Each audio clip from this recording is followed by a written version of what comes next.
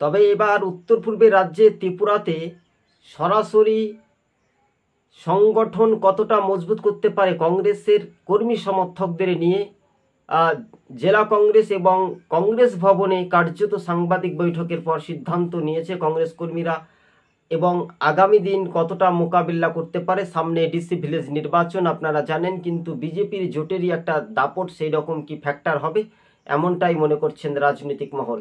আমরা খুবই সংক্ষেপে তুলে ধরছি, 2025-এই কি সম্ভবত হতে পারে নির্বাচন, এমনটাই বলছে এডিসি ভিলেজ নির্বাচনের, কিন্তু নির্বাচন কমিশনের ওপর নির্ভরশীল করবে এমনটাই প্রতিক্রিয়া দর্শক বন্ধুগণ। কেননা রাজ্য রাজনীতির যে সমীকরণ সেটাই কিন্তু দ্রুত গতিবেগে এগিয়ে যাওয়ার যে একটা বার্তা। তবে সুদীপ রায় বর্মন কংগ্রেসের দাপটের নেতা বা আশিস কুমার সাহা, অন্যদিকে প্রাক্তন মুখ্যমন্ত্রী বিপ্লব দেব বর্তমানে পশ্চিম ত্রিপুরার সাংসদ, তাদেরই বা দাপটটা কেমন?